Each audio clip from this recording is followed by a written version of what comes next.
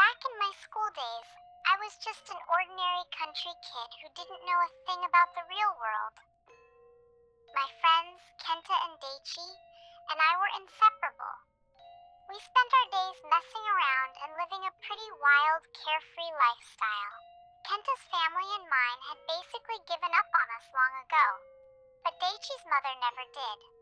She was incredibly strict, but she cared for him deeply, working herself to the bone for his sake, despite his constant rebellion. One day, during our ninth grade year, a horrific fight broke out between Daichi and his mother. He didn't go into the details, but from what we could tell, he had completely destroyed her emotionally.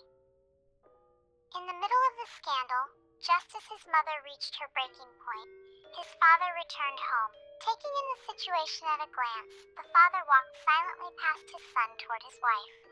Seeing her there, disheveled, crushed, staring blankly at the floor, he finally spoke to Daichi. "You've turned into a person who can trample over others like this," he said, holding his wife and not even looking at his son. "Why don't you understand how much your mother treasures you?" "Shut up," Daichi snapped. "You want me to finish you off too?" He had no intention of listening, but his father, completely unfazed by the threat, continued in the same calm, steady tone. "Do you really think there is nothing in this world to be afraid of?"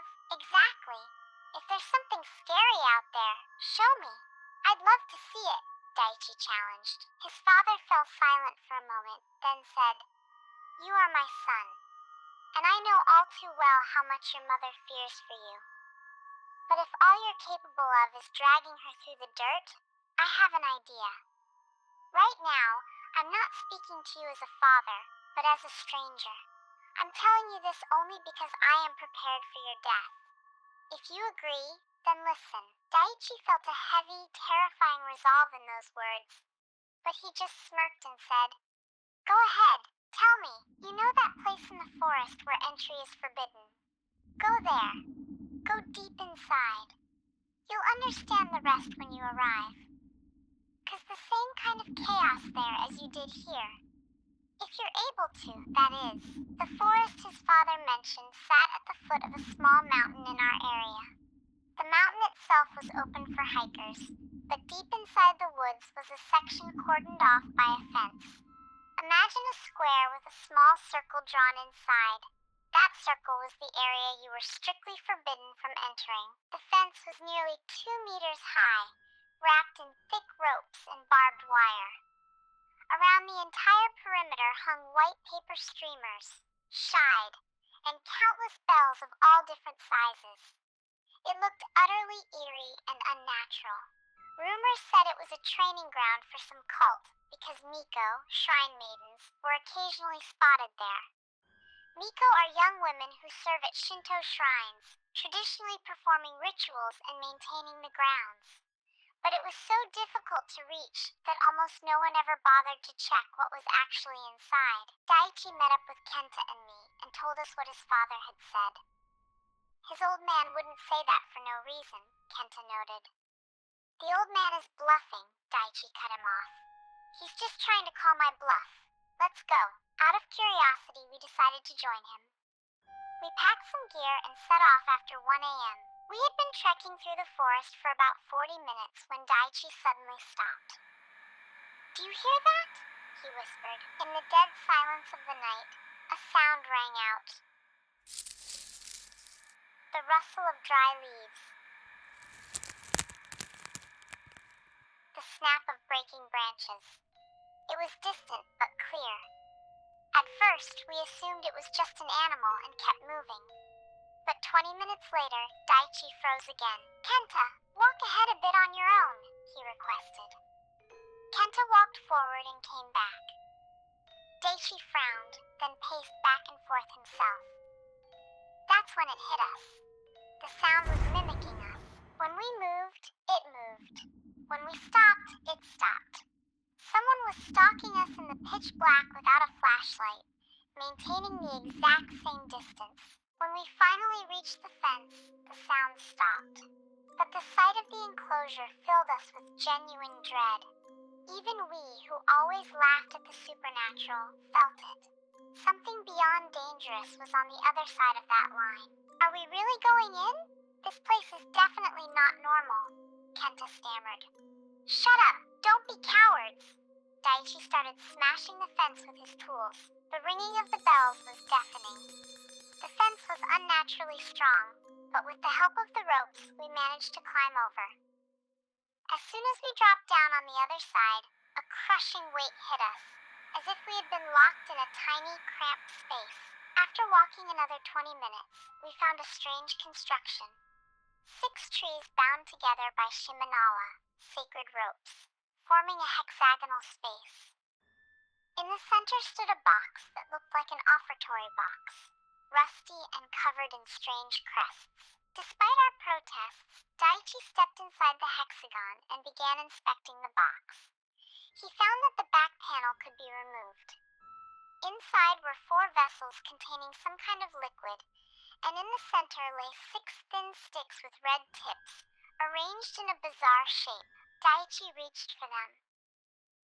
Because his fingers were sweaty, one of the sticks stuck to his skin for a split second. When he jerked his hand back, the formation shifted. In that exact moment, from the opposite side of the fence, an explosion of bells erupted.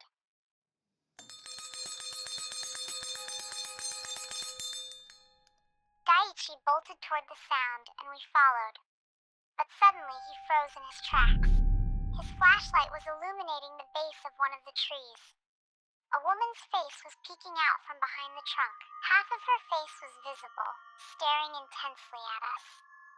Her mouth was stretched into a horrific grin, exposing all her teeth, and her eyes were completely mad. We screamed and sprinted back the way we came. As we reached the fence and started climbing, the bells along the entire perimeter began to shriek. The fence started shaking violently. From the darkness, coming from the direction of the mountain, something was racing toward us along the fence. It was a creature with a bare human torso, but instead of 2 arms, it had 6, 3 on each side. It had no legs. It scurried along the barbed wire and ropes using its hands like a spider, moving directly toward us with that same grinning face. We miraculously cleared the fence and flew through the forest until we reached the exit. There, we were met by people from the village. It turned out Daichi's mother had already sounded the alarm. The next day, Daichi fell ill. He lay there, limbs stiff as boards, screaming in pain and unable to move. His mother summoned us and forced us to tell her everything. When she heard about the sticks, she turned pale and began making frantic phone calls. 2 days later, we were taken to a remote mountain village to an ancient estate. We were met by a stern-looking man and a young Miko named Aoi. After hearing the details, the man was livid. Do you have any idea what you've done? Your son will likely not survive this. He then told us the legend of Kankandara. She is the spirit of a Miko who was betrayed by her own village. When a great serpent attacked the village, it bit off the lower half of her body.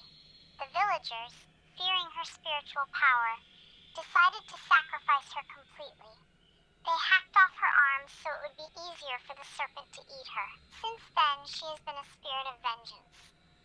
The 6 sticks represent her family, and the shape they formed represents the Miko herself. Moving them is the trigger that releases the curse. However, when we described the creature, 6 arms, no lower body, Ioi and her uncle suddenly looked at each other. You're sure you didn't see a lower body? The man asked again. Positive, just a torso and 6 arms. Then there is a chance, he exhaled. You see, if you had seen her true form, the Kankandara, you would already be dead. What appeared to you was the Miko herself. She was simply playing with you. She had no intention to kill. The curse hadn't reached its full power. Daichi was left at that estate for a long process of purification. We never saw him again, but years later, we heard he had recovered. He had completely changed, moved to a different city, and become a decent man. Kenta and I learned our lesson too. The sight of Daichi's mother weeping and the nightmare in those woods cured us of our stupidity forever. The fence in the forest was removed shortly after. They say the containment site for Kankandara is moved every few years.